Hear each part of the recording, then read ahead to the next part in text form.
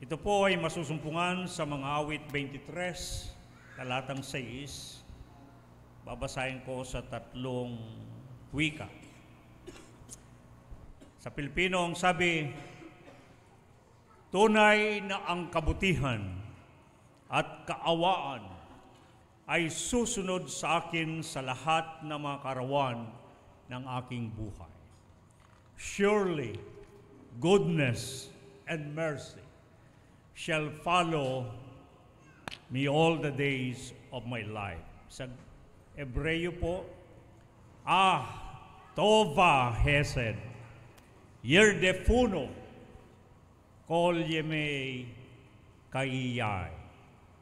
Idagdag nawa ng Panginoon ang kanyang pagbabasbas sa atin sa pagbabasa ng kanyang salita. O aming Panginoon, Ikaw nga po ang Diyos na sibol ng lahat ng biyaya at mula sa iyo maagos ang walang hanggang pagpapala.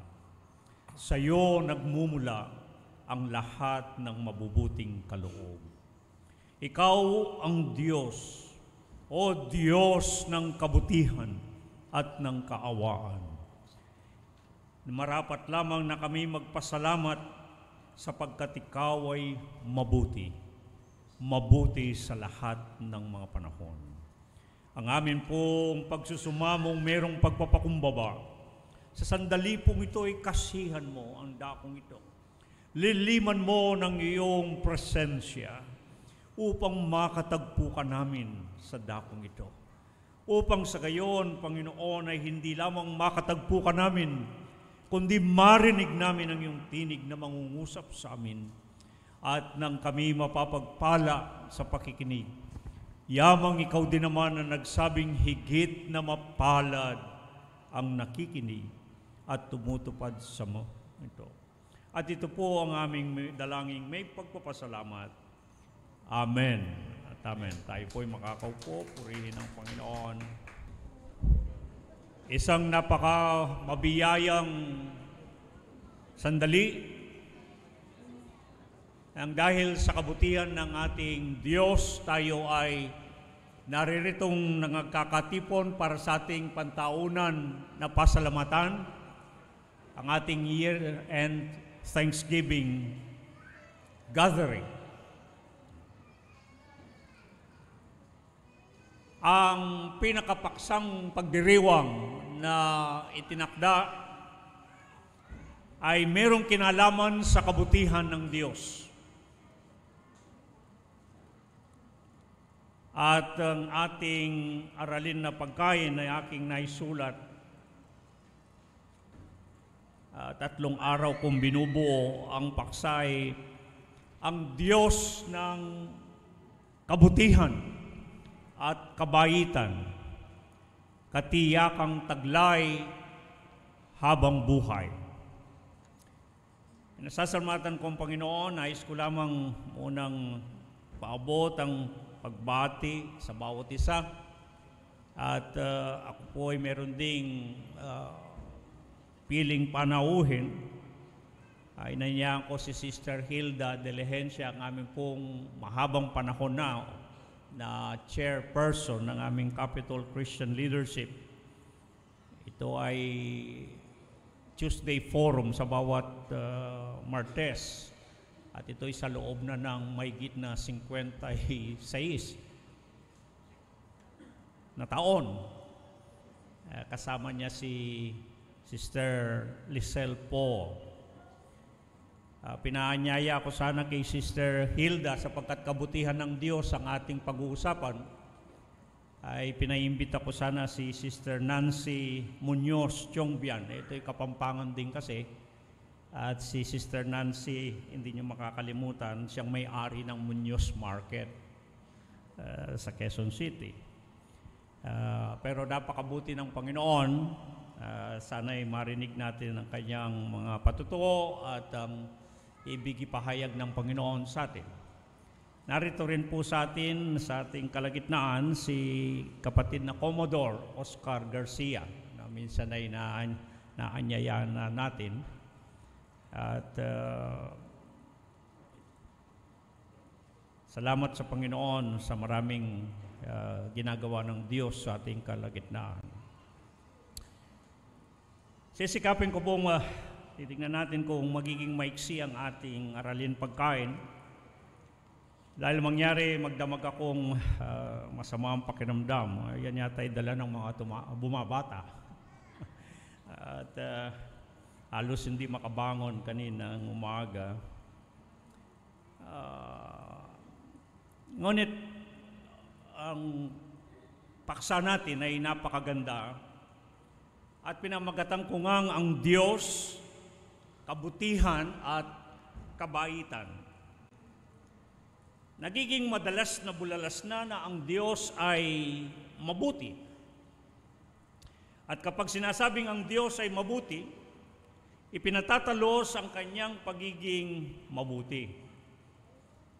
At palaging sinasabing may awa ang Diyos. At ipinatatalos nito ang kanyang pagiging maawain. Naririnig natin palagi itong mga salitang ito. Ang Diyos ay mabuti. God is good. All the time, God is good. At sa ating mga Pilipino, naririnig natin palagi yung may awa ang Diyos. At kung minsan naman ay hindi lamang yung may awa ang Diyos, kundi mabait ang Diyos. Subalit, ang pagiging mabuti at pagiging maawain ng Panginoon, na siya nga ang Diyos na lubos ng kabutihan. At ginamit ko yung salitang kabaitan. Subalit, hatid ng mga sanhi na pinapangyari ng mga hindi mabubuti at pawang masasama sa ating kapaligiran at sa ating kapanahunan, karamihan pinag-aalinlanganan gaano katotoo ang pagiging mabuti ng Panginoon. Kapag ba ang mga nangyayari sa ating kapanahunan at kapaligiran ay hindi mabubuti at pawang masasama, napapagdudahan, nag-aalinlanganan, totoo bang mabuti ang Diyos? Totoo bang maawain ang Diyos?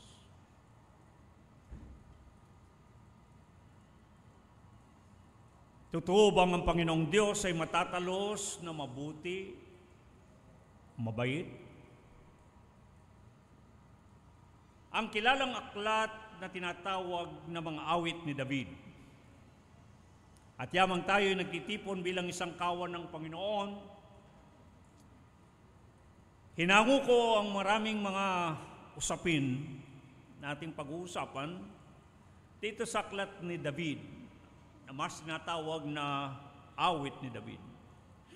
Sapagkat ang mga awit ni David, mga bahagi ng tinatawag na sa Hebreo na Tehillim, Book of Praises, ay mayamang nagpapatotoo ng karanasan ng kabutihan at kaawaan ng mismong Panginoong Diyos.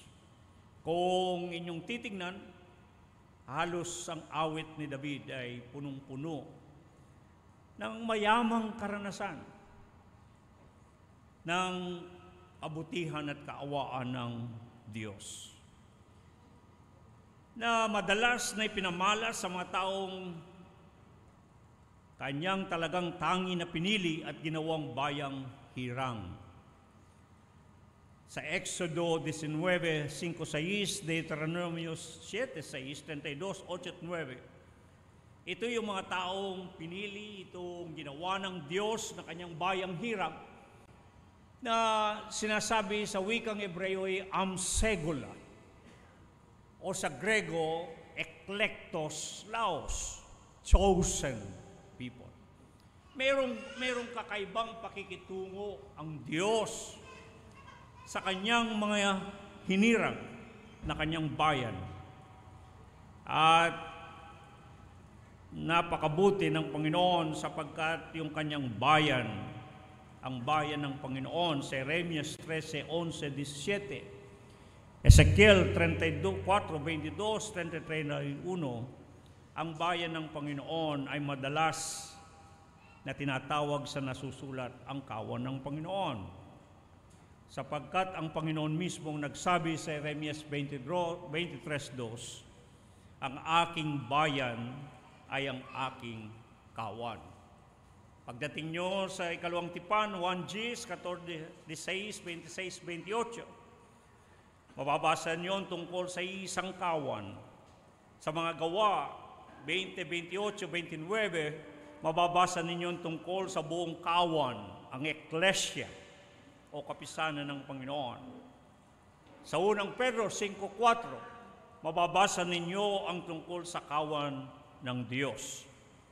Sapagkat isinasad kagaya ng nasusulat sa mga awit 95:7, 103, itong mga taong sinabing naging kanyang bayan ay tinuturing na mga tupa sa kanyang pastulan. Binanggit si David. Pag binabasa ang Biblia, sa unang Samuel 16, 11, 13 at ikalawang Samuel, nandyan po lahat ng mga talata. Doon sa gilid ng talata siguro makita nila. Ikalawang Samuel 5:2, mga awit 78:72.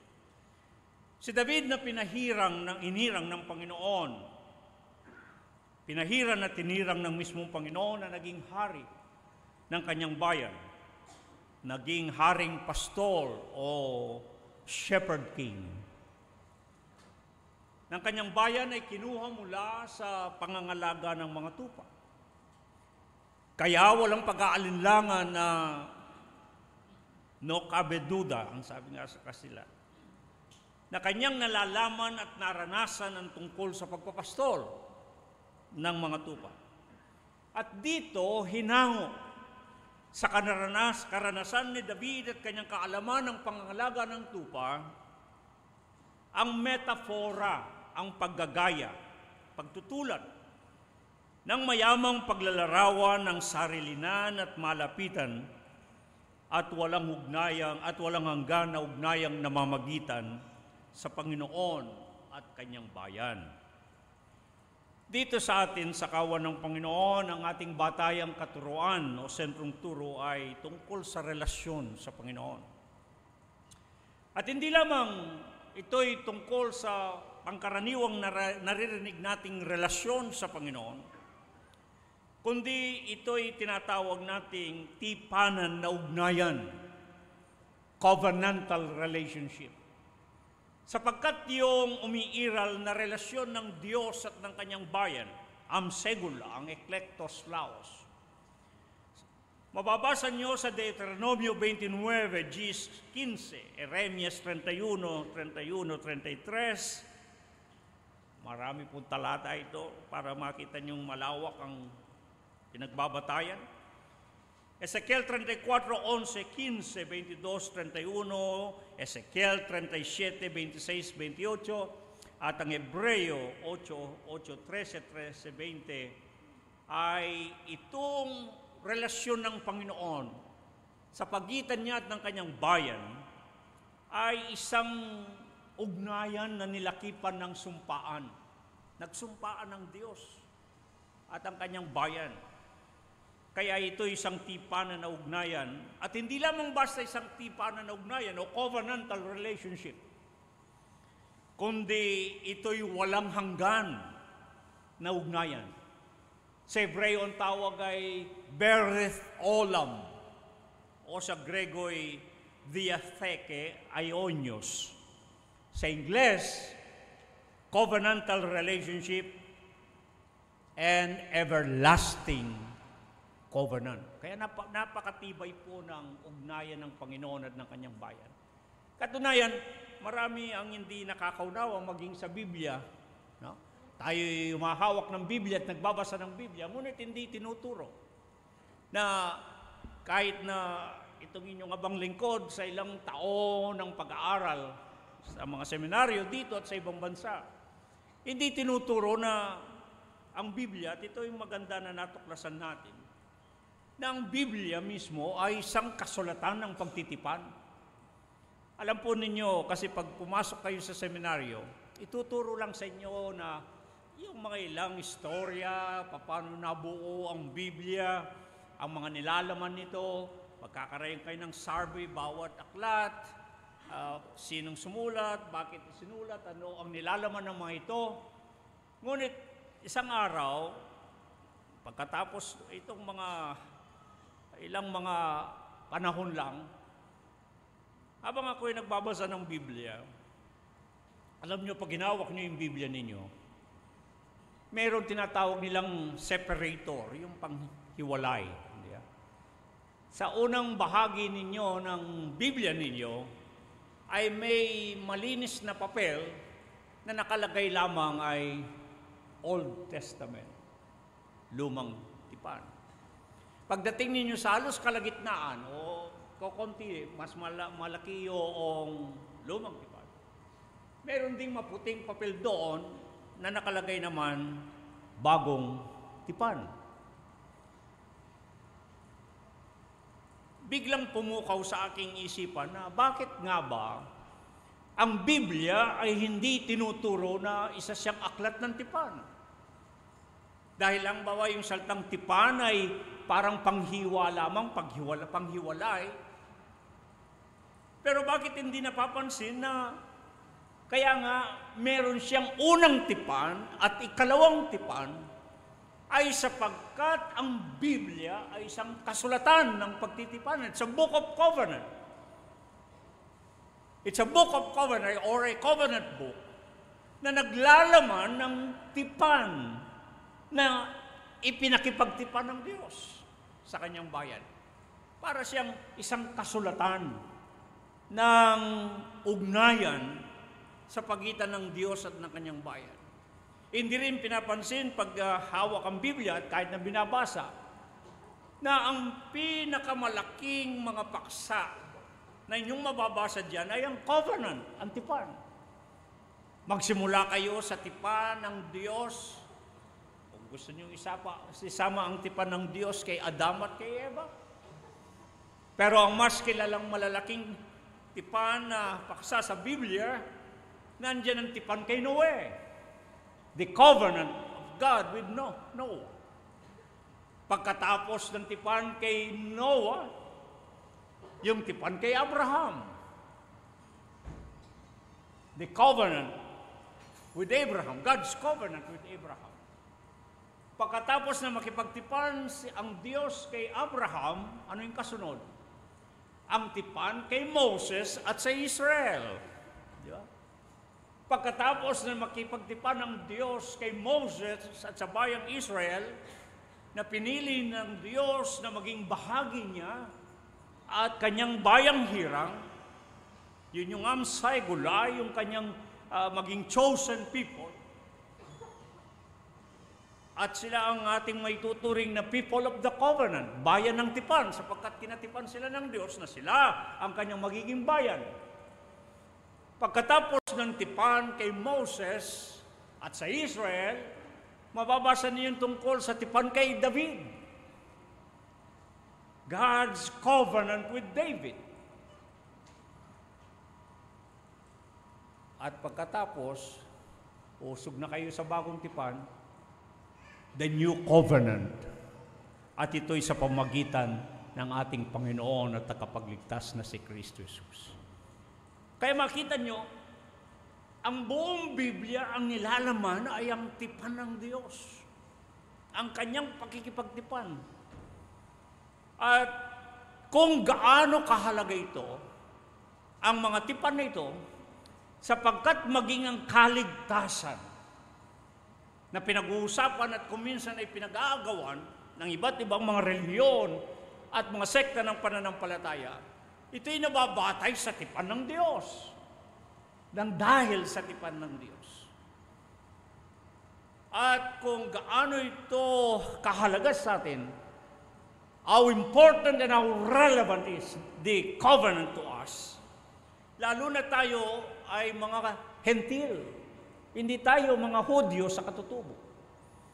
Pag binasa mo ang Efeso 2, kabanatang 10, talatang 3 hanggang 13, maliwanag na ipinaliwanag ni Apostol Pablo nang sabi niya, when ye were without Christ, nang kayo'y hiwalay kay Kristo, nang kayo'y walang relasyon kay Kristo Jesus, hindi kayo kababayan ng Israel, ang sabi niya sa mga hentil.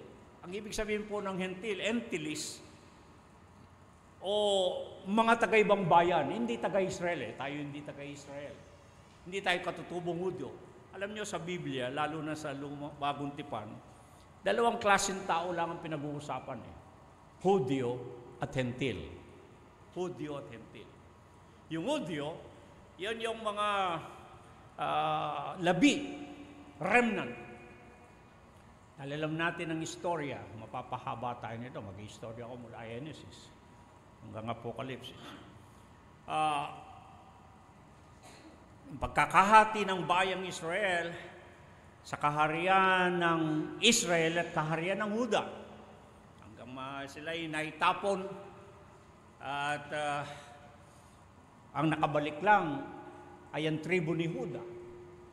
Kaya sila yung mga Hudyo, tinatawag. Yung Israel, yung 10 tribo, sinasabi na nawala na lang. At ang natira ay yung tribo ni Huda. Yun ang mga Hudyo. Kaya pagdating sa Bagong Tipan, ang pinag-uusapan mga Hudyo. At pag hindi ka Hudyo, ikaw ay hentil, taga-ibang bansa. Hentilis, mula sa ibang bansa. At si Apostol Pablo sa Efeso 2, pinaliwanag niya na yung mga hentil, kagaya tayo yung mga hentil, sapagkat hindi tayo mga katutubong mga Hudyo. Ay, ang sabi niya, nang kayo ihiwalay kay Kristo, wala kayong anumang relasyon kay Kristo Jesus, hindi kayo kababayan ng Israel. Hindi kayo kababayan ng Israel. Ay, totoo naman yun kasi hentil nga tayo. We are not citizens of Israel. At ito ang idinugtong pa. Ye are foreigners to the covenants. Kayo'y taga-ibang lupa sa mga pangako, sa mga tipan ng Diyos. Naintindihan po ba natin yon? Ibig sabihin, yung mga tipan ng Diyos, hindi tayo kasali. Kasi ang kinatipan ng Diyos, ang kanyang bayan, ng Israel. Kaya mahalaga, yung mga nilalamang tipan ng Biblia, paano tayo makikinabang? Ang dugtong ni Apostol Pablo, ye are strangers to the covenants. Kayo'y mga taga-ibang bayan, ibig sabihin, hindi kayo kasali sa mga tipan. At yung dugtong pa ni Apostol Pablo, and ye have no hope. Wala kayong pag-asa o hindi kayo makakaasa nung mga ipinangako ng Diyos. Kasi yung mga pangako nga niya ay sa Israel, sa kanyang bayan.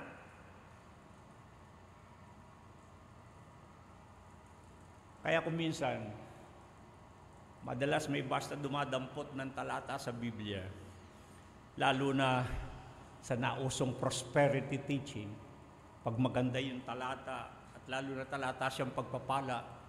Halimbawa, sinabi ng Panginoon, my plans for you. Di ba? Ang aking mga layon sa inyo, mga panukala ko sa inyo, ay mabuti at hindi masama, upang bigyan kayo ng magandang hinaharap. Ang sasabi ng isang nagbabasa sa Biblia, ang ganda ng talata ito, sinasabi sa akin ng Panginoon, payayamanin daw ako, pagpapalain daw. Teka muna, huwag kang magpadalos-dalos. Bakit? Kanino ba sinabi ng Diyos yan? Kanino ba niya ipinangako? Kanino ba niya itinipan ang mga salitang yan? Okay? Hindi kayo kasali, sabi, sa mga tipan. Kaya hindi tayo basta-basta makakahugot ng talata sa Biblia kasi parang ang Biblia, dahil yan ay tipan, covenant, parang palagi kong ipinaliliwanag sa magang paraan, ang tipanan, sumpaan, ay parang isang kasunduan. In simpler terms, an ordinary term. Parang isang kasunduan, agreement.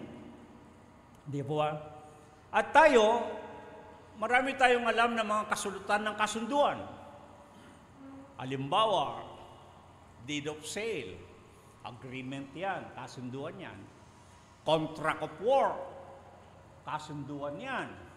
Ang tanong, o kahit na yung last will and testament na mas kilala din, yung huling habilin, pag kayo ba ay hindi kasali dun sa kasunduan, makikinabang ba kayo doon sa nilalaman ng kasulatan ng kasunduan? Hindi. Di ba? Alam mo, sa isang kasunduan ng bilihan, kahit na yung nagbibentahan at bumili, ay malaking halaga ang pinag-usapan, hindi naman kayo kasali dun sa mga tinatawag lang contracting parties. Yung nagkasundo, wala kayong pakinabang. Kahit na sa huling habilin, lalo na, baka mas maintindihan na. O yung contract of war. Di ba? Ayan si Commodore Oscar, Garcia, may malaking kumpanya yan ng pang-overseas, manpower, for almost 50 years. Maintindihan niya na yung mga nag-OFW ay binibigyan ng kontrata. Magsusweldo yung nagtatrabaho, yung empleyado. Ikaw naman hindi ka kasali doon sa contract of war, wala kang pakinabang doon. O baka mas kabisado natin ang last will and testament, yung huling habilin. Yeah? Ayan si Sister Rilda, gusto niyang ipamana yung kanyang yaman. Pero hindi ka naman kaano-ano. Wala kang relasyon, hindi ka kamag-anakan. Anong mapapala mo? Wala. Hindi ka kasali. Iyon ang sinasabi ni Apostol Pablo. Yung mga tipan ng Diyos, ang mga hentil ay hindi kasali. Walang pag-asa, walang aasahan. At idinugtong pa, wala kayong Diyos sa sanglibutan ko. Bakit walang Diyos ang mga hentil? Kasi po, tinuro ko na yan, ang Diyos ng Biblia, palagi ipinakikilala na Diyos ni Abraham, Diyos ni Isaac, Diyos ni Jacob. God is the God of Abraham, the God of Isaac, and the God of Jacob. Yung Diyos na yon ni Abraham, ni Isaac at ni Jacob, yun ang Diyos ng Israel, the God of Israel. At yun ang Diyos ng Biblia. Kaya kung wala tayong kaugnayan kay Abraham, wala tayong kaugnayan kay Isaac, wala tayong kaugnayan kay Jacob, wala tayong kaugnayan sa Israel, hindi natin Diyos ang Diyos ng Biblia. Datapot ito ang magandang balita. Pag-uusap kayo sa talatang 13 ng Efeso 2, but now in Christ Jesus. Datapot ngayon kay Kristo Jesus. Sabi niya, kayo'y kababayan na rin ng Israel, ng sambahayan ng Diyos. Nang dahil lang kay Kristo. Dahil si Kristo sa Roma 4 at Roma 9 ay nanggaling sa Israel. See? Pati kanya ang Kristo, ang tagapagligtas ay galing sa Israel. Nang dahil kay Kristo Jesus, mga kapatid. Nang dahil sa ating pagsampalataya kay Kristo Jesus, hindi lamang tayo naging kababayan ng Israel, kundi, ang sabi sa Galatia 3, tayo rin ay binhi na rin ni Abraham. Lahi na rin tayo ni Abraham. Kaya ko pinaunawa ito, upang ating talagang patingkarin ang ating relasyon sa Panginoon. Upang talagang unawain natin bakit tayo may relasyon sa Panginoon. Bakit mapangahawakan natin ang Biblia at kung ano ang mga pagpapalang pakinabang. Alam po ba ninyong hindi pinapansin ng iba? Pag pinag-uusapan ng mga blessings, mga pagpapala sa Biblia, hindi po yan basta blessings. Hindi tinatawag ng Biblia na basta blessings. kundi tinatawag yan covenant benefits, mga pagpapalang pakinabang. Kagaya ng sinabi ni David sa mga awit 116:12, di makatulog si David minsan. Inaalala niya kasi ang isang bagay na umiikil-kil sa kanyang isipan. Hindi siya pinagkakatulog. At ang tanong ni David sa kanyang sarili, what shall I render unto the Lord for all His benefits towards me? Ano ba yung kanya ang ibabayad ko sa Panginoon sa lahat ng kanyang pakinabang, the covenant blessings? Kaya pag tinignan niya bandang uli, sinagot niya yan sa mga awit 103, 1-5, anong sabi niya? What shall I render unto the Lord for all His benefits towards me? Inilera ni David yung lahat ng pagpapala ng Diyos, mga pagpapalang pakinabang, covenant blessings. Mga covenant blessings, mga pagpapala ng Diyos ng dahil sa kanyang pangako, ng dahil sa kanyang tipan. Kaya kung hindi ka kasali dun sa tipanan, paano mo mapanghawakan yung mga pagpapalang pakinabang? Kaya napakahalaga po na itinuturo natin dito sa atin yung batayang katuruan ng relasyon sa Panginoon. At ang relasyon sa pakipagrelasyon sa Panginoon ay hindi lamang basta relasyon, kasi yung salitang relasyon, nauso nung mga panahon na sinasabi nila, hindi relihiyon, kundi relasyon. Nauso yung ganyang kasabihan eh. Pero kung tutuusin, lahat po ng relihiyon, relasyon yan. Kasi ang ibig sabihin ng salitang relihiyon, religare sa Latin. Ibig sabihin ng religare sa Latin ay muling pagbubuklod.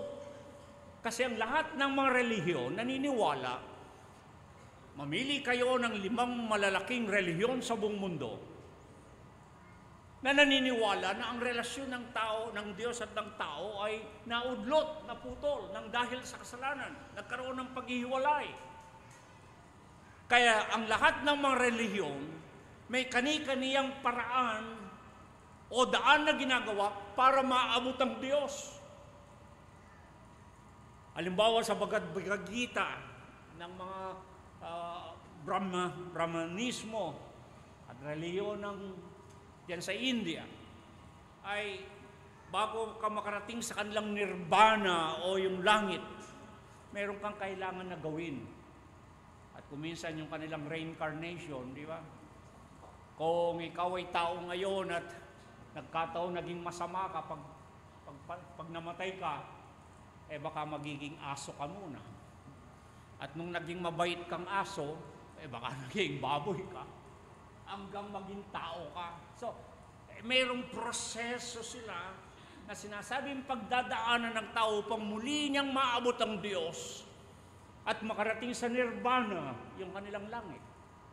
Sa Mohammedanismo, sa Islam, kailangan ay ginagawa mo ang sala. Kaya makita ninyo yung mga Muslim na kapatid natin, kahit nasa gitna ng kalsada, wala siyang pakialam kung masasakasan niya. Pag tulog ng oras ng salad, dadapa siya doon. Hindi mo siya mapipigil. Kasi tinuturo yung sala at yung panglilimos na paraan upang ang tao makapanumbalik sa kanyang relasyon sa Diyos. Samantalang ng mga ibang reliyon ay mayroong parang bahagdan, parang hagdanan na kailangan mong tuntungan. Ngunit ang kamalasan doon ay kapag dating mo na doon sa halos malapit, medyo nadulas ka, balik ka na naman sa una. Lahat ng reliyon ay nagnanasang makabalik sa Diyos. Muling mabuklod ang kanilang relasyon sa Diyos. Subalit alam ba ninyo ang pagkakaiba ng Kristyanismo? Ang ating pananampalatayang Kristyanismo sa lahat ng reliyon. Ang mga ibang relihiyon ay nagsisikap na sila ang umabot sa Diyos. Gagawa ng lahat ng paraan upang abutin ang Diyos. at manumbalik ang relasyon sa Diyos. Tanging ang Kristyanismo ang kakaiba sa lahat ng reliyon sa buong mundo, sapagkat sa Kristyanismo ay hindi ang tao ang umaabot sa Diyos, but God Himself is stooped down. Ang Diyos mismo ang yumuko, ang Diyos mismo ang nagkataong tao, ang Diyos mismo ang umabot sa tao ng dahil o sa pamagitan ni Kristo Jesus. That's the total difference. An ocean gap of difference ng pananampalatayang Kristyanismo. Sa pananampalatayang Kristyanismo, ang Diyos ang umabot sa tao, hindi ang tao ang umaabot sa Diyos sa pamagitan ni Kristo Jesus. It does make sense. Bakit? Man is finite. Ang tao ay may hangganan. And how could you reach an infinite God? A transcendent God. Paano maabot ng taong limitado ang Diyos na walang hanggan? Imposible. Kaya ang Diyos, sa pananampalatayang Kristyanismo, siya ang umabot sa tao sa pamagitan ni Kristo Jesus. Kaya yung mga pagpapalang yan, tinatawag sa Biblia na covenant blessings. Pagpapalang pakinabang. Bunga ng kabutihan ng Diyos at ng kanyang kaawaan ng dahil sa kanyang biyaya.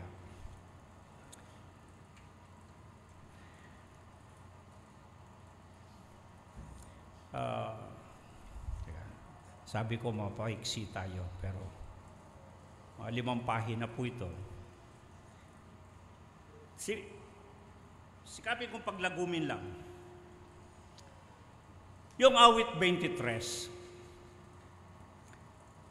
na madalas nating binabasa at yung 1 Gs, dahil ito ay 2 bahagi ng unang tipan at ikalawang tipan na mayamang inilalarawan ang relasyon ng Diyos at ng tao, ang kanyang bayan, kanyang kawan, ang pagiging pastor ng Panginoon sa kanyang bayan. Napakarami pong talata riyan. At minsan pinakita ko na sa inyo, mula Genesis hanggang Apokalipsis, makikita nyo kung gaano na inilatag ang pagpapastor ng Panginoon sa kanyang bayan. Halos yan ang ilustrasyon. The best illustration of God's care and love for His people is the metaphor of a shepherd and sheep. Yung larawan ng pastor at tupa. At halos malaganap ninyong mababasa yan sa buong Biblia. Magsasawa kayo kung babanggitin ko lahat ang mga talata na nauukol diyan.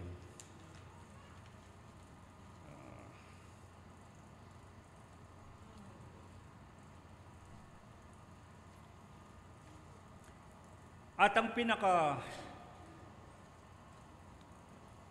talagang gusto nating maunawaan sa pagdiriwang na ito ay tungkol sa kabutihan ng Panginoon na malawak na inihayag, ipinaliwanag ni David. At pipiliin ko ang mga awit 23:6 nang sinabi niyang, tunay na ang kabutihan at kaawaan ay susunod sa lahat ng mga kaarawan ng aking buhay. Yung kalahati lang aking tatalakayin. Surely goodness and mercy shall follow me all the days of my life. Tova, Hesed, Yerdifuni, Kol Yemei Kaiyay. Kaya ko binabasa yung Hebreo dahil may mga kahulugan na hindi isinalin sa Ingles o sa Tagalog at gusto kong at nakatawag sa akin ng pansin to, kung gusto natin halimbawa talagang maunawaan ang kabutihan ng Diyos. Gaano ba talaga kabuti ang Diyos? Gaano ba talaga maawain o mahabagin ng Diyos? Do we really understand God's goodness and mercy? Talaga bang naunawaan natin kung anong ibig sabihin ng kabutihan ng Diyos? O yung kanyang kaawaan? Yung kanyang kahabagan? Suriin natin. At ang katunayan kung ang pag-uusapan ay ang kabutihan ng Diyos. Tova Hesed sa Hebreo. God's goodness, the goodness of the Lord. Napakaraming talata po niyan. Exodo 33, 19, unang Kronika 16:34, ikalawang Kronika 5:13, 7:13, Esra 3:11, mga awit 86, 86:15, 106:1, 107:1, 118:1, 131, 145:8. Ito ilan lamang sa mga talatang pinili ko. Lahat niyan ang sinasabing isa. Magpasalamat kayo sapagkat ang Diyos ay mabuti. Give thanks unto the Lord, for He is good. Ang dami pong talata niya, paulit-ulit, binabanggit ang pangangailangan ng pagpapasalamat sapagkat ang Diyos ay mabuti. Ngunit sa sandali pong ito, habang ginagawa ko itong ating aralin pagkain, talagang ang paksa ko ay tungkol sa kabutihan ng Diyos. Ngunit nung ako ay nagpapatuloy sa paglilimi at pagsusuri ng mga talata sa Biblia, ako ay dinala ng Panginoon sa imbis na yung kabutihan ng pag-usapan. Pag-usapan natin yung hindi madalas na pag-usapan. At yun ang kaawaan ng Diyos. God's mercy. Kasi yung kabutihan ng Diyos, madalas na nating naririnig yan. Pero ako'y naniniwala, for us to fully understand, to fully comprehend God's goodness, let us dissect, let us really look into God's mercy. Parang lalong titingkad yung kaunawaan, yung ating kabatiran tungkol sa kabutihan ng Diyos kung ang pag-uusapan natin ay ang kahabagan ng Diyos. Lalo niya kasing yung kabutihan ng Diyos, halos dahil palasak na yan, madalas na nating naririnig. Pero pag pinag-usapan natin yung kaawaan ng Diyos, titingkad na mabuti kung bakit ang Diyos ay mabuti. Kaya, ito ang mas inibig kong tingnan natin upang tumingkad sa ating kabatiran ang kabutihan ng Diyos. Kasi yung kabutihan ng Diyos, yung tinatawag ko minsan sinasalin, kabutihang loob, kagandang loob, goodness, God's goodness. Ang dami pong talata niyan. Kaakibat kasi yan ng kalikasan ng Diyos. Kaya ang sabi ng Panginoon, di ba? Meron lamang isang mabuti. Walang mabuti kundi lamang ang Diyos. Sa Mateo 19:17, Marcos 10:18, at napakarami pang talata niyan. Umingi na lang kayo ng CP at makita niyo. Ang daming talata na yung kabutihan ng Diyos ay may kinalaman sa kanyang katangian, sa kanyang kalikasan. Katunayan, sinasabi na yung salitang good, wala dapat salitang good kung walang salitang God. Yung pinagmulan ng salitang good, mabuti. Kaya nagkaroon yan nang dahil mayroong salitang God. Ibig sabihin, yung kabutihan ay talagang may kinalaman sa Diyos. At kung walang Diyos, walang kabutihan. Katunayan ng nilikha ng Diyos ang lahat ng bagay, ang langit at lupa at lahat ng naroon. Pagkatapos na likhain ng Diyos, anong sabi? At nakita ng Diyos na ang lahat ng mga bagay ay mabuti. Mabuti ang lahat ng bagay dahil sa Diyos. Pag inalis mo ang Diyos, walang kabutihan. Walang mabuti. Yan ang pinakapayak, simple, tungkol sa kabutihan ng Diyos. Kaya, dahil madalas na iyang pag-usapan, mas gusto kong tingnan natin yung kaawaan ng Diyos. Yung kaawaan ng Diyos sa wikang Hebreo ay yung dalawang salita. Yung hesed at yung rakam. Alam po ninyo, minsan kailangan ng etymolohiya, yung ugatin yung salita. Kasi yung pagkakasali ng ating Biblia, kahit na sa Ingles. Halimbawa, yung kabutihan at kaawaan ng Diyos, pag binasa nyo sa Ingles, binasa ninyo sa wikang Pilipino, wala siyang tuwirang kahulugan at kuminsan pinaghahalo-halo na yung kabutihan ng Diyos, yun yung kanyang kagandahang loob, yun yung kanyang kabutihang loob. Pagdating nyo sa salitang kaawaan, ganun din, kabutihang loob, kaawaan na kagandahang loob din ng Diyos. Wala silang tuwirang salin. Kaya pag binasa ninyo ito sa wikang Hebreo, sa original na salin, napakaganda. Dalawang salita sa Hebreo ang nagpapaliwanag tungkol sa kaawaan ng Diyos na nagpapatingkad ng kanyang kabutihan. Ito yung salitang hesed at yung salitang rakam. Ganito ang ibig sabihin ng dalawang salitang ito. Una, kaya makikita nyo sa Biblia sa Exodo 34:6 at 7 na ang Panginoon ay totoong maawain. Ang Diyos ay mahabagin. Siya ang El Rakum, ang Diyos na mahabagin. Alam ba ninyo sa Biblia sa Exodo 34:6 at 7, magugulat kayo sa mga Hudyo, sa mga Hebreo, para ilarawan ang kaawaan ng Diyos.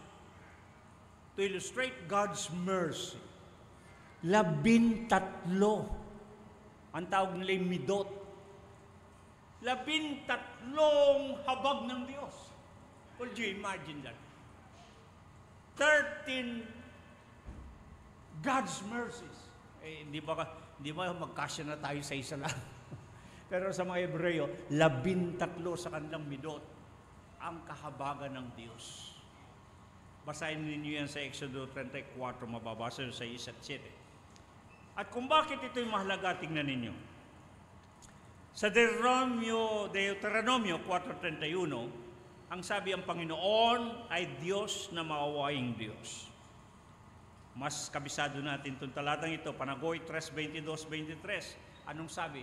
Nang dahil sa mga kaawaan ng Diyos, ay hindi tayo kaagad nililipot. For God's mercies, we are not consumed. That should strike us. Kasi, kung hindi sa habag ng Diyos, ang sabi, o nang dahil sa habag ng Diyos, hindi tayo kaagad nililipol ng Diyos. Ang ibig sabihin, kung hindi lang talagang mahabagin ng Diyos, kung hindi lang talagang maawain ng Diyos, and it is only of God's mercies that we are consumed, not.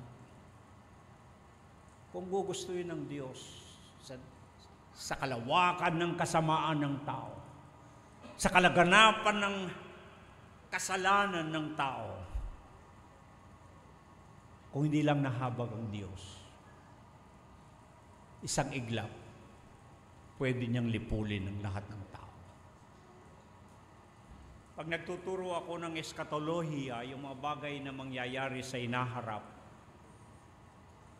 lalo na pag binasa ninyo ang Apokalipsis, mayroon pang mga tinatawag nilang mga pangyayari na sunod-sunod. Sa Apocalypse, nandiyan ang 7 tatak, nandiyan ang 7 pakakak, 7 mangkok, na parang yung galit ng Diyos, patingkad ng patingkad, sa lengguwahe ng musika, to crescendo. No? Pataas ng pataas yung galit ng Diyos hanggang sa mapuno yung kanyang saro at ibubuhos niya ang kanyang puot sa tao. Noong parusahan ng Diyos ang Ehipsyo, kung natatanda ninyo, nung salutin niya ang bansang Ehipsyo, bago niya iligtas ang kanyang bayang Israel, lahat ng mga salot na pinadala ng Diyos, ang deskripsyon ay sinasabing ganito, yung lahat ng salot na yon na ginawa ng Diyos sa kalagitnaan ng mga Ehipsyos ay daliri ng Diyos ang gumalaw. The fingers of God. Daliri lang ng Diyos ang gumalaw doon sa mga salot na yon. Pagdating ninyo sa patapos ng panahon, in the end times, hindi daliri ng Diyos ang gagalaw sa pagpuksa, sa paglipol ng kasamaan sa sanglibutan. Kundi ang sabi, God's right hand, ang bisig ng Diyos. Madali tayo siguro magkaintindihan. Pagka kayo'y nagagalit sa isang tao, pag itinaas ninyo yung bisig ninyo, anong ibig sabihin? Galit na kayo. Diba? Kapag inalmanan ninyo na ganyan ang bisig ninyo, ibig sabihin, galit na kayo. Yung mga salot sa lumang tipan, lalo na sa Ehipsyos, daliri lang ng Diyos ang gumalaw. Pagwawasakin na ng Diyos ang lahat ng mabagay at dadalhin sa kawakasan sa uling panahon, ang sabi, yung bisig ng Diyos. Pero pag ako'y nagtuturong, sabi ko, ng eskatolohiya, yung mga bagay sa inarap, kung muni-muniin lang ng tao, ang Diyos hindi na dapat gamitin pa yung kanyang bisig para lipulin ang tao at ang kasamaan. Alam niyo bakit? Para sa akin. Paano ba nilikha ng Diyos ang lahat ng bagay? Paano lumitaw? Hindi ba nagsalita lang ang Diyos? And God said, let there be, and there was. And God said, let there be, and there was. And God said, let there be, and there was. Sinabi ng Diyos, magkaroon ito at nagkaroon. Magkaroon ng ganito, nagkaroon. Nagsalita lang ang Diyos, lumitaw ang mga bagay. Kung sabihin lang ng Diyos sa kanyang galit, mapugnaw kayong lahat.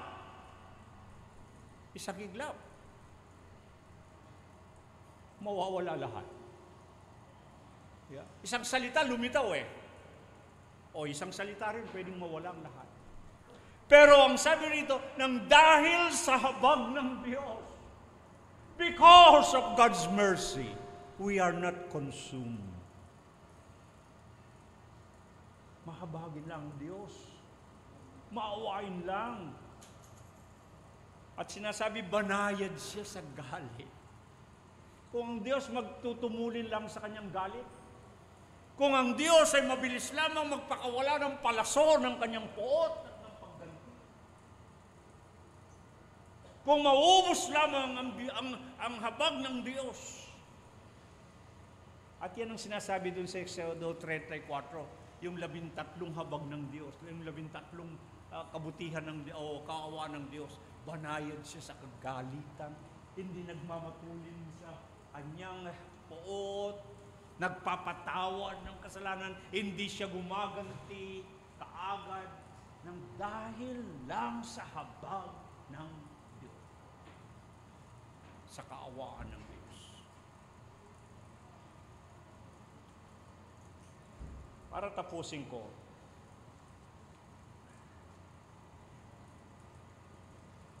mahaba pa ang sarap pag-usapan sana ng kahabagan ng Diyos. Pero kaunti ang oras natin. At kung ako'y mapasubo, magaling-galing na ako. Maganda na yung pakiramdam ko. Kaya pwede mo namang bagong linggo maghiwa-hiwalay tayo.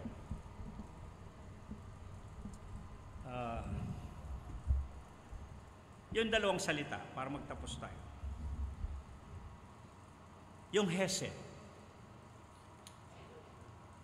Yung salitang Hesed sa Hebreo, inilalarawan nun ang katapatan ng Diyos. God's faithfulness. Hesed. Yung mga awit 77, 78, merong yung bayan ng Diyos, ang Israel. Nang sabi, pinayaon niya na kagaya ng kawan, pinatnubayan niya sa ilang na parang mga tupa, at iniyatid nilang tiwasay yung kanyang kawan, yung kanyang bayan. Pero pag binasa niyo yung mga awit 77, 78, may mapupuna kayo ron. Mapupunan ninyo na nawalan ng katapatan ang bayan ng Diyos. Yung unfaithfulness. At kapuna-puna yung salitang kay dalas-dalas. Kung magkasala sila sa Diyos ay kay dalas-dalas. Paulit-ulit. Mulit-muli. Kay dalas-dalas nilang magimagsi. Kay dalas-dalas nilang manumbat sa Diyos. Kay dalas-dalas. Puro kay dalas-dalas. Yung kanilang unfaithfulness. Yung kanilang kawalan ng katapatan sa Diyos. Maraming talata, hindi ko nababanggit, pero inilarawan dyan yung kawalan nila ng katapatan sa Diyos. Hindi sila naging tapat sa tipan ng Diyos. They are unfaithful to God's covenant. At wala kayong mababasa sa istorya ng Israel. Alam mo ninyo, isa lang ang paksa sa Biblia. Lahat umiikot sa Exodus story. Paikot-ikot lang ang istorya. Wala kayong makikita kay Moses, sa mga propeta, hanggang sa ikalawang tipan, palaging binabanggit yung nangyari sa Exodus. Yung pagmamalas ng pagliligtas ng Diyos sa kanyang bayan. Pero madalas silang mawalan ng pananampalataya. Hindi sila naging tapat sa tipan ng Diyos. Kaya, ang Diyos naman, kaya po mahalaga yung pinag-uusapang tipan. Kasi sa tipanan, hinihingi ang katapatan sa katipan. Ulitin ko. Hinihingi ang katapatan sa katipanan. Magkatipan ng Diyos at ang kanyang bayan. They're bound into a covenant. Pinagsumpa ng, alam niyo sabi ng Hebreo yan, sa tipan ng Diyos, nang wala nang makita ang Diyos na mas mataas pa sa Kanya. Hindi ba pag tayo ay susumpa, halimbawa yung mga sumusumpa sa mga panunungkulan, maghahanap ka ng mas mataas sa iyo na yun ang pagsusumpaan mo ng tungkulin. Di ba gano'n ang practice, traditional practice?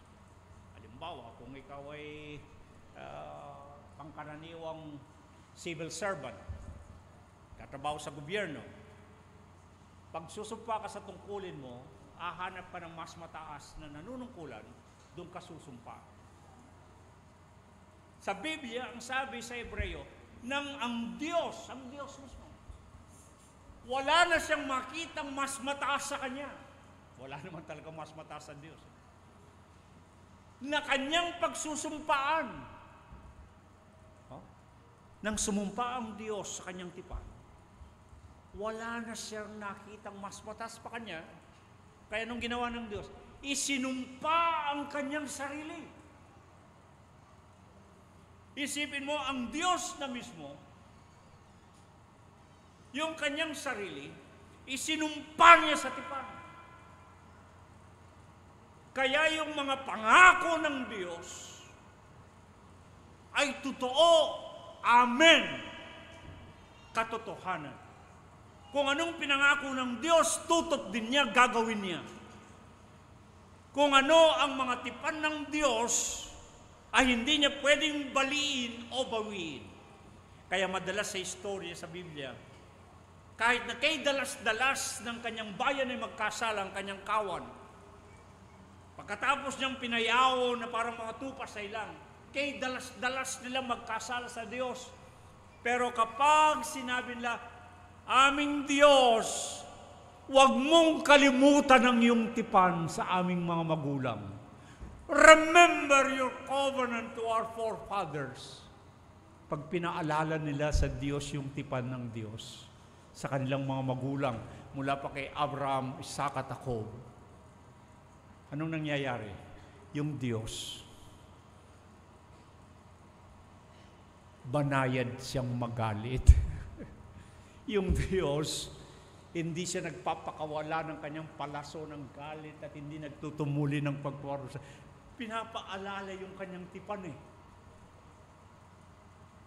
At ang hiningi sa tipan, ang Diyos ay tapat sa kanyang tipan.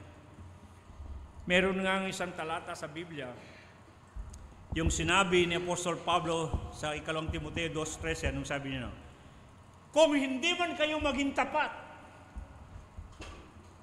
kung hindi man kayo maging tapat, even if you are unfaithful, God is faithful. Isipin ninyo yun. Hindi naman sinasabi huwag kayong magtapat. Ang sinasabi doon, kung hindi ka tapat, o hindi ka makapagtapat sa Diyos, ang Diyos ay tapat dahil ang Diyos nakasumpa, nakatipan. Hindi niya pwedeng bawiin yung kanyang tipan. Kaya tinuturo natin itong covenant relationship. Itong batayang katuruan ng kawan, yung relasyon sa Panginoon, it's a covenant relationship. And it's an everlasting covenant. Berit olam. Diatheke aionios sa Grego. Wala siyang hanggan. Nang ang Diyos nakipagtipan sa kanyang bayan, nakipag-ugnayan siya, nagkaroon siya ng relasyon sa kanyang amsegula, sa eklektos lao, sa kanyang piniling bayang hirang, ang kanyang bayan, ang kanyang kawan. Yung kanilang ugnayan, tipanan. It's a covenant. Mga kapatid, kaya bakit mahalaga ito? Kung naiintindihan lang natin ang ating pakipagrelasyon sa Diyos ay hindi basta relisyon, hindi siya basta religare sa Latin, kundi tipanan siya na ugnayan. Wala dapat sa atin ang mawawalan ng katapatan. Wala dapat sa atin ang lilisan at lalayo sa Panginoon. Wala dapat sa atin ang mawawala sa Panginoon. Bakit? Nakatipan eh. Yeah. Ang sample ng tipanan, hindi ba? Sa Biblia, kaya nasa Biblia. Ang sample ng tipanan ay yung pag-aasawa, marriage. Covenant yun eh. Hinalimbawa. Diba kayo, nagbago kasi ang panahon, di ba? Dati-dati, sabi ko nga, kung kayo ay ikinasal, noong unang panahon, kasi ngayon, certificate of marriage na lang. Yeah? Bago naging certificate of marriage, contract. Yeah? Marriage contract. Parang medyo loosen. Yeah? Pero nung unang panahon, yung mga ikinasal nung unang panahon, ang kanilang contract, marriage contract, o yung kanilang certificate of marriage ay matrimonio de casamiento. Sa Kastila, matrimonio de casamiento. Nung ako'y magpastor sa Kastila, maintindihan ninyo yan. Matrimonio de casamiento. Yung matrimonio, ibig sabihin sa solemn ceremony. Solemne, banal. O, siguro maintindihan ninyo, casamiento, casa, bahay, semento, semiento. Baka mas maintindihan ninyo. Na yung kasal ng unang panahon ay sinimentohan. Matibay. Kaya nga noon, di ba? walang basta naghihiwalay, nagliliparan na yung mga palanggana, mga plato, nagbabasagan. Walang hiwalayan, di ba? Kasi it's a covenant. Ngayon kasi, naging certificate of marriage na lang. Dati, marriage contract. Parang kontrata na lang. Pag ayaw na ninyo, punitin nyo, wala na, tapos na. No? Ang punto ko ay, yung relasyon sa Panginoon, covenant siya. Covenant. Tipanan siya. Na ang Diyos mismo ang nakipagtipan, and to correct the misunderstanding, hindi ang tao ang nakipagtipan sa Diyos sa Biblia. No. Hindi ang tao ang nakipagtipan sa Diyos, kundi ang Diyos ang nakipagtipan. Siyang nakipagtipan kay Adam, Eva, siyang nakipagtipan kay Noah, siyang nakipagtipan kay Abraham, siyang nakipagtipan kay Isaac, siyang nakipagtipan kay Moses at Israel, siyang nakipagtipan kay David, at siyang nakipagtipan sa pamagitan ni Kristo Jesus nating Panginoon sa ikalawang tipan. Sinumpaan ng Diyos yung kanyang tipan. Sinumpaan ng Diyos. God took an oath. Sarili niya mismo ang sinumpa niya. Kaya hindi pwedeng magbago yung tipan. Kaya, ang sabi ni Pablo, kahit na hindi kayo maging tapat, hindi ibig sabihin na huwag kayong maging tapat. Kung sinasabi lang, kung sakaling hindi man kayo nagiging tapat, ang Diyos ay nananatiling tapat dahil hindi mababali ng Diyos ang kanyang sumpa, ang kanyang tipan. Nakita ninyo? Ganon katapat ang Diyos. Yun ang God's hesed. Yun yung God's mercy. Tapat ang Diyos, mga kapatid. Kaya sabi ko kanina, titingkad yung kabutihan ng Diyos pag pinag-usapan mo yung kanyang kaawaan. Yung awa ng Diyos, yung habag ng Diyos, ay makikita sa kanyang katapatan. Kaya ang Israel, kahit kay dalas-dalas na magkasala, kay dalas-dalas na makagawa ng hindi mabuti, lisanin man nila, iwanan, talikdan ang tipan ng Diyos, ang Diyos, hindi nagbabago ang Diyos. God changeth not. There is no shadow of turning. Walang ni anino ng pagbabago sa Diyos. Yung kanyang sinabi, yung kanyang sinumpa, yung kanyang tipan, hindi magbabago, gagawin at gagawin niya. Yun yung hesed. Ang huli, yung saltang rakam. Yung saltang rakam, kasintunog niya yung saltang rekam. Yung saltang rakam, nagmula sa saltang rekam. Alam ba ninyo kung ano ang ibig sabihin ng wikang saltang Hebreyong rekam? Womb. Sinapupunan ng ina. Rekam. Napansin ninyo kahit na ang babae, woman, galing sa womb. Nasaltang womb. Rekam. Sinapupunan. At ang Diyos, yung kanyang kahabagan, iginaya niya sa kanyang sinapupunan ng alimbawa nung magpamalas siya ng pagliligtas sa Isaiah 46:4.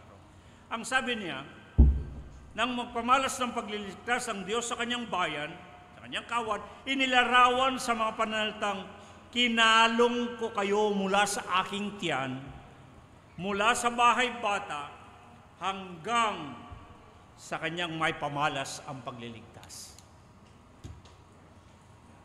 Yung ating mga kapatid na mga ina, maintindihan ninyo itong rekam.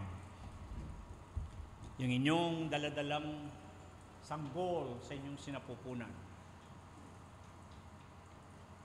ay pinakaiingat-ingatan ninyo yan. Tama ba? At kung gaano ninyo pinakaingat-ingat yung sanggol sa inyong sinapupunan, yun ang larawang ipinakikita ng Biblia sa kaawaan ng Diyos, yung rekam. o rakam. Ibig sabihin, yung paglingot ng Diyos, yung kanyang pag-iingat ng Diyos, parang kagaya ng isang ina na inaalagaan yung kanyang sanggol sa kanyang bahay-bahay. Ang sabi nga ng Panginoon sa Isaiah 49:15, ang sabi niya ay ganito ang kanyang pangako ng Diyos.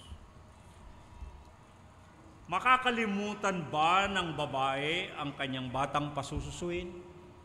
Sino pong sasagot? Yan ang tanong ni Propeta Isaiah. Makakalimutan ba ng ina ang kanyang batang pasusuin? Siyempre, ang sagot, hindi.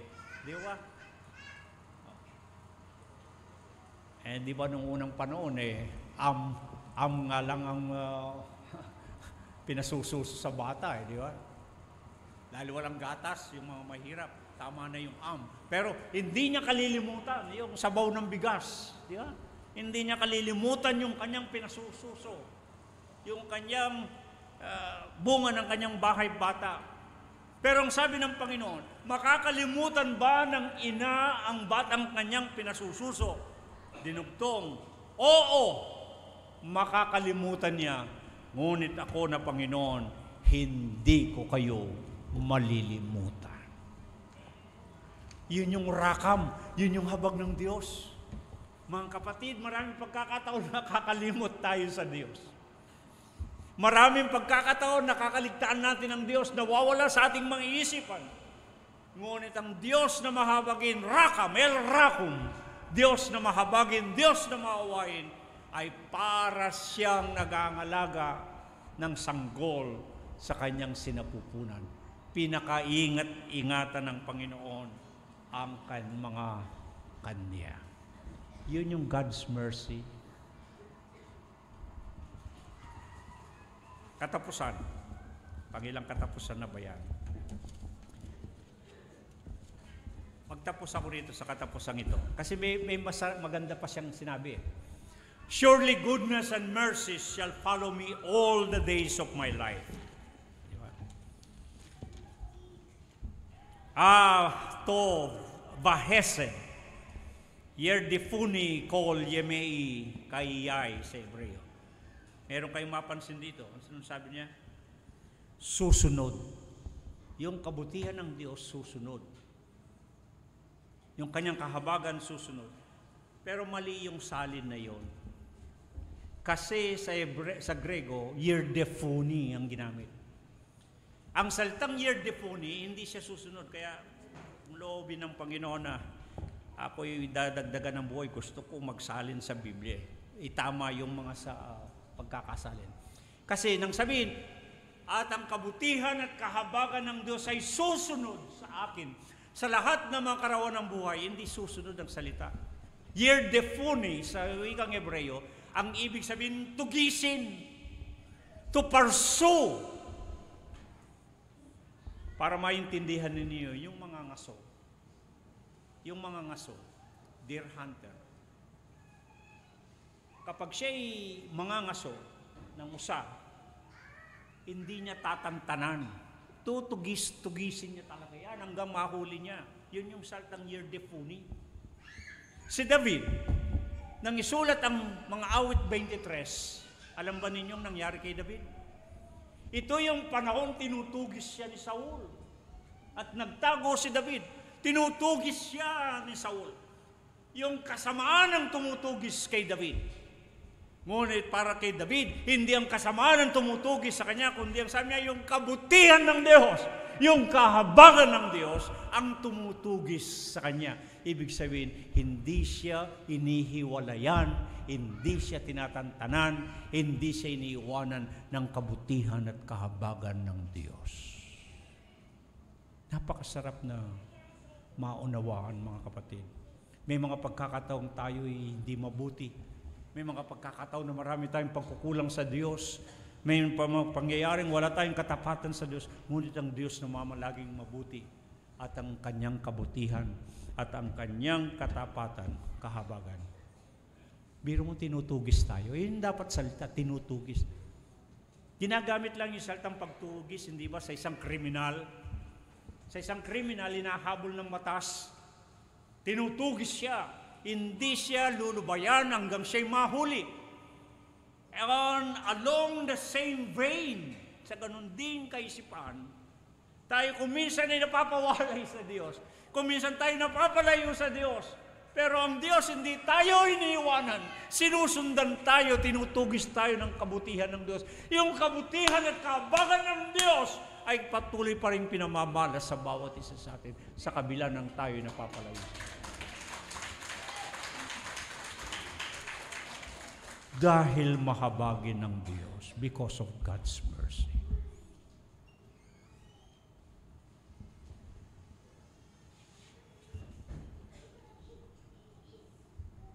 At anong sabi? Nakarugtong?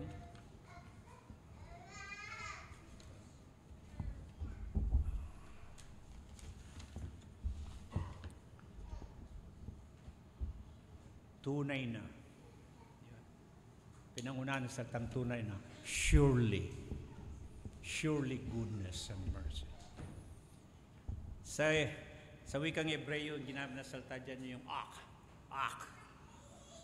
Na ibig sabihin ay binibigyan ng diin na hindi ka dapat mag-alinlangan. Surely, siniguro, tiniyak ng Diyos na yung kanyang kabutihan kahabagan susunod sa iyo.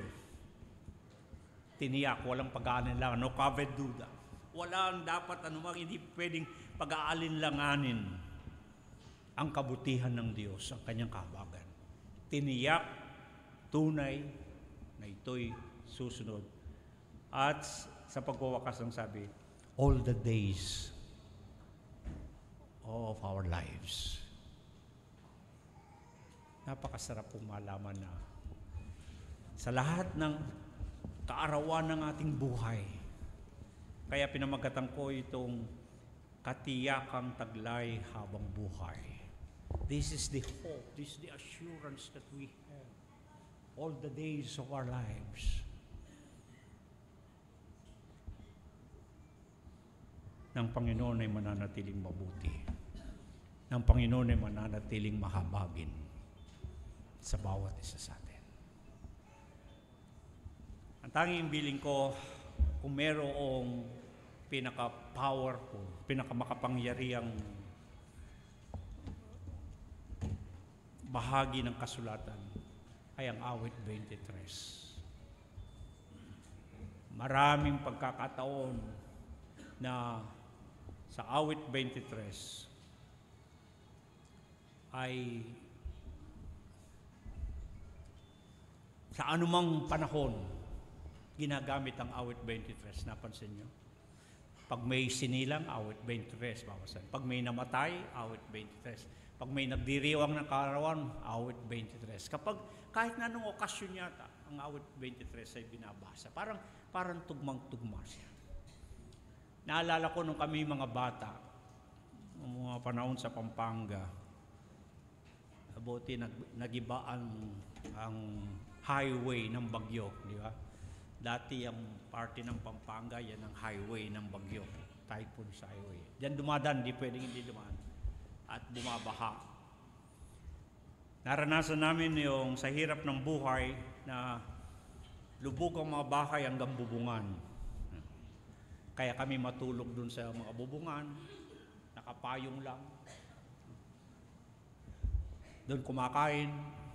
Lahat doon mo gagawin. Wala ka namang ibang lugar, kundi lumulutang lang kayo sa ibabaw ng bubungan. Ang tinuro sa amin ng mga magulang namin, kapag ka talagang yung katindihan, lalo na sa kaliliman ng gabi, kapag ka malakas ang ulan, kapag ka yung ang hangin ay talagang binabayo o niyuyugyog ang inyong tahanan, at alam nyo kayo yung mga mamatay, mga papangalim, dalawa lang ang ginagawa namin noon, tinuro ng mga magulang. Inaawit namin ng isang himno na kung saan man dakong naroroon si Jesus. Papayapa, yung himnong Kristiyano. At pagkatapos sa katindihan ng unos. Pag binabayo na talaga ng hangin at niyuyugyug ang inyong bahay na alam niyo mapapahama, isisigaw naming malakas, "Yea, though we walk through the valley of the shadow of death, we shall fear no evil, for God is with us." Yun ang nagpapalakas ng loob, na kahit na tayo'y lumalakad sa lilim at libis ng kamatayan, walang katatakutan anuman sapagkat ang Diyos ay kasama-sama natin. Kasama-sama natin ang Diyos, pati ang kanyang kabutihan at kahabagan, sumusunod sa atin sa lahat ng mga karawan ng ating buhay. Tayo'y muko sumandali at manalangin. Sama natin sa panalangin, yung pong binigay sa akin ay mga prayer request. Hindi ibig sabihin, huminto na ako. Kundi prayer request, isama natin si kapatid na Florencia Gomez na nasa ICU. Sister-in-law ni Sister Rose. Sama natin sa panalangin si Rowie Eipto. At mga iba pa nating mga kapatid na marahil ay may mga pangailangan sa oras na ito. Magsumamo tayo sa kabutihan at kahabagan ng Diyos. Tayo'y manalangin. Pinasasalamatan ka namin, Panginoon, sa iyong kabutihan at sa iyong kahabagan. Kaya naman kami nagtitipon sa oras na ito, sa pagdiriwang na ito ng pantaunang pasasalamat. Sapagkat kung aming titignan ng aming naging buhay sa isang taong singkat, kung tutusin, hindi lamang ang buong taon ng 2024, kundi sa lahat ng panahon mula nang kami silang hanggang sa oras nito, ang iyong kabutihan na hindi naglikat, ang iyong kabutihan na hindi nawala, lalo na ang iyong kahabagan. Marami kaming mga pinagdaanan sa buhay, ngunit nakaraos kami, nalampasan namin ang lahat ng iyon. Dahil mabuti kang Diyos. Ano man ang mga karanasang iyon, mga kagulumihanan, mga kasawian, mga kalungkutan, at kung minsan mga karamdaman, mga kahirapan, mga pagsasala, subalit napakabuti mong Diyos. Tinatawid mo kami sa lahat ng iyon. Kaya naman kagaya sa araw na ito ay dinadala mo kami hanggang sa kawakasan ng taon. Sinasabi sa iyong salita na pinupuno mo ng kabutihan ng bawat taon. Salamat po sa lahat ng mga pagpapala na mga pakinabang naming tinanggap sa loob ng isang taon. Itong taong to. Nakaraos kami sa mahirap na buhay nung laganap ang sakit, ang virus, ang COVID. At nagpapatuloy ang kahirapan at kasalatan sa buong bayan namin. Marami ang mga naghihikaos, marami ang mga pinagdadaanan ng mga salot, bagyo, unos, at iba't ibang mga di mabubuting nangyayari sa buhay. Ngunit alam namin na ikaw ay nananatiling mabuti at mahabagin. Mabutit, mabait kang Diyos.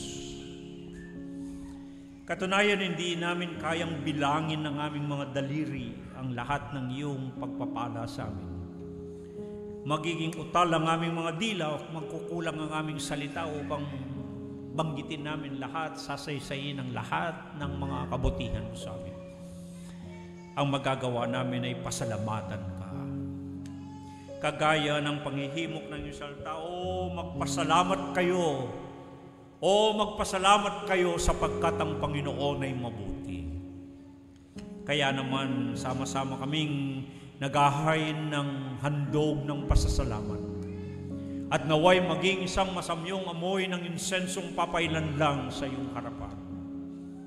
Maging kaaya-aya at katampatang pagsamba sa iyo. Nadalangin namin ang aming mga kapatid na may natatanging mga kahilingan, na may mga pinagdaramdam, nasa pagamutan.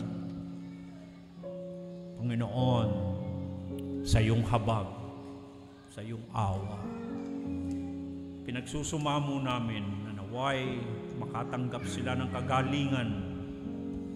Yung mga nangangailangan na may mga kakulangan sa buhay, magkaroon ng kasapatan. Yung mga nangalulumbay, mga gagalak, ang mga nawawala ng kapayapaan, ay bibigyan mo ng kapayapaan. Salamat po, Panginoon. Pinapupurihan ka namin sa lahat ng iyong kabutihan at kahabagan sa aming buhay, ngayon at magpakailanman.